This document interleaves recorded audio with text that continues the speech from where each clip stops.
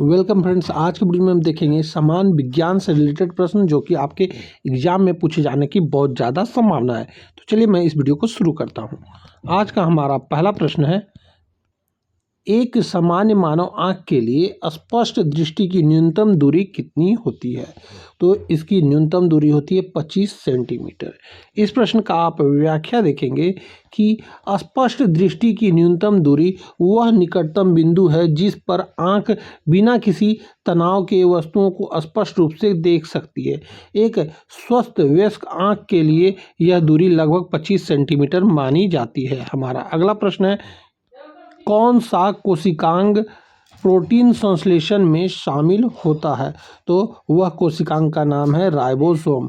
इस प्रश्न का आप व्याख्या देखेंगे कि राइबोसोम कोशिका के अंदर प्रोटीन बनाने वाली फैक्ट्री है। वे मैसेंजर आरएनए से प्राप्त आनुवंशिक निर्देशों को पढ़कर अमीनो एसिड को एक साथ जोड़कर प्रोटीन का निर्माण करता है। हमारा अगला प्रश्न है, विद्युत मोटर का कार्य क्या है? तो विद्युत मोटर का कार्य है विद्युत ऊर्जा को यांत्रिक ऊर्जा में बदलना। इस प्रश्न का आप व्याख्या देखेंगे कि विद्युत मोटर एक ऐसा उपकरण है जो विद्युत ऊर्जा को उपयोग करके एक घूर्णन गति यानी आंतरिक ऊर्जा उत्पन्न करता है। पंखे, मिक्सर और वॉशिंग मशीन इसी सिद्धांत पर काम करते हैं। यह डायनेमो या जनरेटर के कार्य के ठीक विपरीत होता है, ये आपको याद रखना है।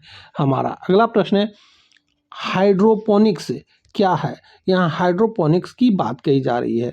तो यह बिना मिट्टी के पानी में पौधों को उगाना ही हाइड्रोपोनिक्स कहलाता है। इस प्रश्न का आप व्याख्या देखेंगे कि हाइड्रोपोनिक्स यानी बागवानी की एक तकनीकी है जिसमें पौधों को मिट्टी के बिना केवल खनिज पोषक तत्वों से युक्त पानी के घोल में उगाया जाता है। हमारा अगला प्रश्न है, वह प्रक्रिया क्या है जिसमें कोई ठोस पदार्थ बिना द्रव अवस्था में आए सीधे गैस अवस्था में परिवर्तित हो जाती है? तो वह प्रक्रिया को कहा जाता है ऊर्ध्वापातन। इस प्रश्न का आप व्याख्या देखेंगे कि ऊर्ध्वापातन वह भौतिक रासायनिक प्रक्रिया है जिसमें कोई ठोस गर्म करने पर बिना पिघले सीधे गैस में बदल जाता है। कपूर, नेफ्थलीन, कपूर की गोलियां और शुष्क बर्फ, ठोस कार्बन डाइऑक्साइड इसके सामान्य उदाहरण है, ये आपको याद रखना है। हमारा अगला प्रश्न है कि हमारे शरीर में सबसे बड़ी धमनी कौन सी है? तो हमारे शरीर में सबसे बड़ी धमनी जो है वह है महाधमनी। इस प्रश्न का आप व्याख्या देखेंगे कि महाधमनी मानव शरीर की सबसे बड़ी और मुख्य धमनी है। यह हृदय के बाएं निलय यानी लेफ्ट वेंट्रिकल से निकलती है और ऑक्सीजन युक्त रक्त को शरीर के बाकी सभी हिस्सों तक पहुंचाने वाली शाखाओं में विभाजित हो जाती है। हमारा अगला प्रश्न है कि किसी धातु को रणनीतिक धातु कहा जाता है? तो उस धातु का नाम है टाइटेनियम। टाइटेनियम को रणनीतिक धातु कहा जाता है। इस प्रश्न का आप व्याख्या देखेंगे कि टाइटेनियम को इसकी उच्च शक्ति, हल्के वजन और संक्षारण प्रतिरोध के अद्वितीय संयोजन के कारण रणनीतिक धातु कहा जाता है। इसका उपयोग रक्षा यानी लड़ाकू विमान, मिसाइल, एरोस्पेस और अन्य उच्च तकनीकी अनुप्रयोगों में किया जाता है। हमारा अगला प्रश्न है कि जरा दृष्टि दोष जो आमतौर पर वृद्ध अवस्था में होता है को ठीक करने के लिए किस प्रकार के लेंस का उपयोग किया जाता है? तो इसे ठीक करने के लिए बायफोकल लेंस का उपयोग किया जाता है। इस प्रश्न का आप व्याख्या देखेंगे कि जरा दृष्टि दोष में उम्र के साथ आँखों के लेंस की लोच कम हो जाती है जिससे व्यक्ति को पास की वस्तुएं निकट दृष्टि दोष जैसा और कभी कभी दूर की वस्तुएं भी साफ नहीं दिखती है। बाइफोकल लेंस में दो अलग अलग शक्तियां होती है। ऊपरी भाग दूर देखने के लिए अवतल और निचला भाग पास देखने के लिए, पढ़ने के लिए उत्तल लेंस का प्रयोग किया जाता है। हमारा अगला प्रश्न है, वायु की आर्द्रता को मापने के लिए किस उपकरण का उपयोग किया जाता है? तो वायु की आर्द्रता को मापने के लिए हाइग्रोमीटर का प्रयोग किया जाता है। इस प्रश्न का आप व्याख्या देखेंगे कि हाइग्रोमीटर का उपयोग वायु में मौजूद जल वाष्प की मात्रा यानी सापेक्ष आर्द्रता को मापने के लिए किया जाता है। हाइड्रोमीटर तरल पदार्थ के घनत्व और बैरोमीटर वायुमंडलीय दाब को मापा जाता है। ये आपको याद रखना है। हमारा अगला प्रश्न है, एड्स का वायरस शरीर की किन कोशिकाओं पर हमला करता है जिससे प्रतिरक्षा प्रणाली कमजोर हो जाती है? तो यह रक्षा करता है टी हेल्पर कोशिका को, यानी कि ऑप्शन नंबर सी। इस प्रश्न का आप व्याख्या देखेंगे कि एड्स का कारण बनने वाला HIV जो है मुख्य रूप से टी हेल्पर कोशिकाओं पर हमला करता है, उन्हें नष्ट कर देता है। ये कोशिकाएं प्रतिरक्षा प्रणाली की कमांडर होती है। इनकी संख्या कम होने पर शरीर सामान्य संक्रमणों से भी लड़ने की अपनी क्षमता खो देता है। हमारा अगला प्रश्न है कि हाइड्रोलिक ब्रेक किस नियम पर आधारित है? तो हाइड्रोलिक ब्रेक जो है यह पास्कल के नियम पर आधारित होता है। इस प्रश्न का आप व्याख्या देखेंगे कि पास्कल का नियम कहता है कि एक बंद बर्तन में रखे तरल पदार्थ पर लगाया गया दाब बिना किसी हानि के सभी दिशाओं में समान रूप से संचरित होता है। हाइड्रोलिक ब्रेक इसी सिद्धांत का उपयोग करते हुए जहां ब्रेक पेडल पर लगाया गया एक छोटा बल तरल के माध्यम से पहियों पर एक बहुत बड़े बल में परिवर्तित हो जाता है।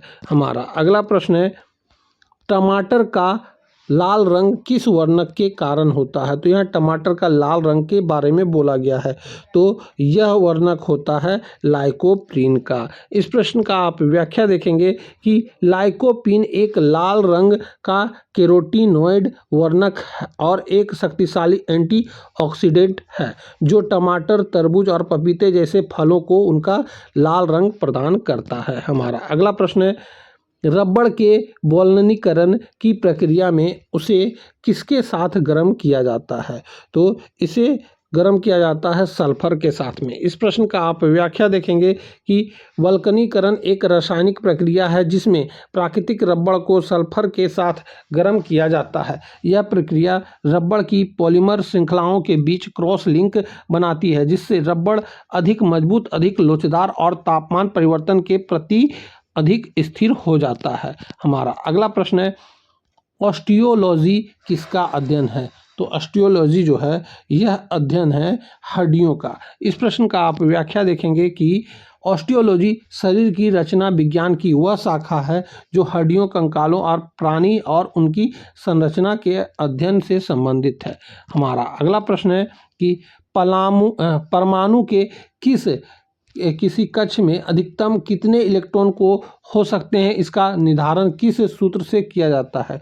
तो वह सूत्र है 2n², यानी कि ऑप्शन नंबर सी। इस प्रश्न का आप व्याख्या देखेंगे कि बोरबरी योजना के अनुसार किसी भी मुख्य ऊर्जा स्तर या कक्ष में इलेक्ट्रॉनों की अधिकतम संख्या 2n² हो सकती है जहां n कक्षा की संख्या है। उदाहरण के लिए पहले कक्ष में 1n1 लिया जाता है तो 1 यानी 2 हो जाएगा इलेक्ट्रॉन, और दूसरे कक्ष में लिया जाए 2 तो 2n² 2 यानी 4 गुना 2 8 इलेक्ट्रॉन हो जाएंगे, यानी कि ये सही सूत्र हो जाता है 2n²। इलेक्ट्रॉनों की अधिकतम संख्या 2n²।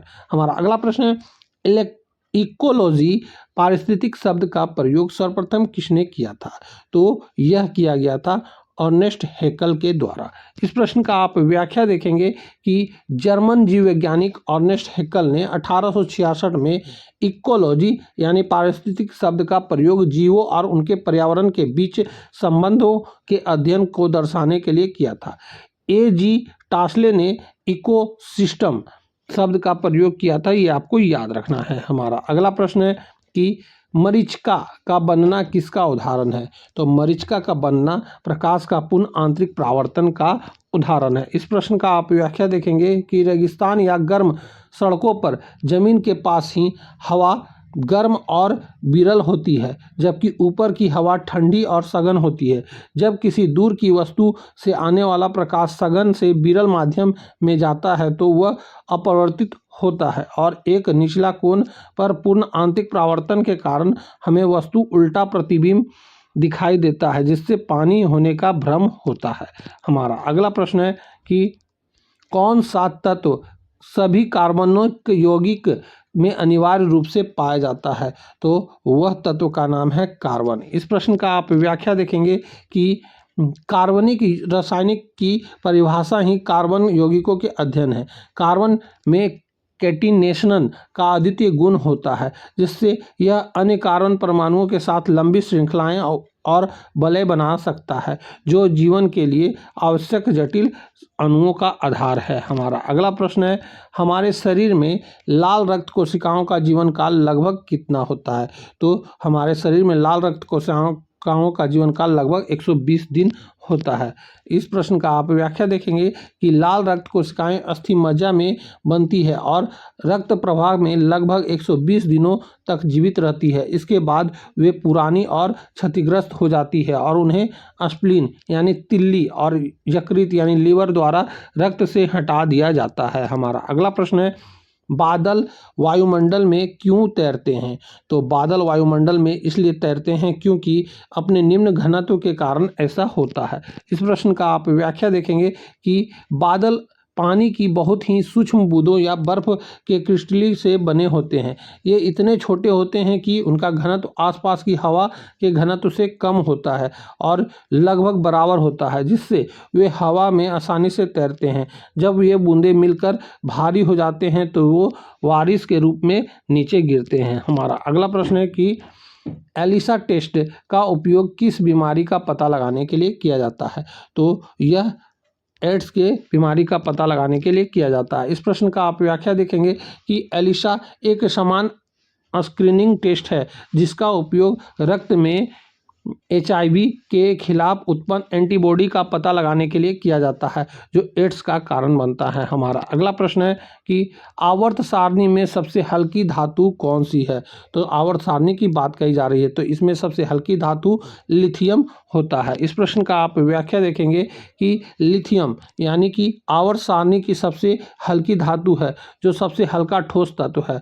इसका घनत्व तो बहुत कम होता है और यह अत्यधिक प्रतिक्रियाशील होती है। हाइड्रोजन सबसे हल्का तत्व है, लेकिन यह एक गैस है, ये आपको याद रखना है। हमारा अगला प्रश्न है, मानव शरीर की मांसपेशियों को हड्डियों से जोड़ने वाले ऊतक को क्या कहते हैं? तो हड्डियों से जोड़ने वाले ऊतक को कहा जाता है टेंडन। इस प्रश्न का आप व्याख्या देखेंगे कि टेंडन एक मजबूत रेशेदार संयोजी ऊतक है जो मांसपेशियों को हड्डियों से जोड़ता है। लिगामेंट एक हड्डी को दूसरे हड्डी से जोड़ता है। हमारा अगला प्रश्न है कि किसी भी वस्तु का भार पृथ्वी पर कहाँ सर्वाधिक होता है?